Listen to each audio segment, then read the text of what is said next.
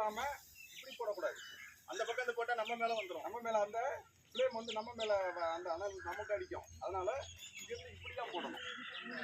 அப்ப அனல் போனாலும் அந்த பக்கம் போயிடும், நம்ம பக்கம் வராது. ஆயில் பாயிண்ட் எப்படி நம்ம ஆக்சிஜன் கண்ட்ரோல் பண்ணாங்க பாத்தீங்களா?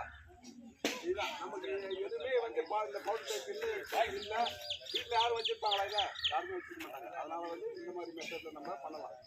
இதே வந்து ஒரு வீட்டில் வந்து ஒரு சமையல் பண்ணும்போது வந்து ஒரு கடாயில் வந்து இருக்கிற எண்ணெய் வந்து தானா பயிராகும். பார்த்தீங்களா? வீட்டில் சமையல் பண்ணுவார் போட்டு அப்படியே ஃபுல்லாக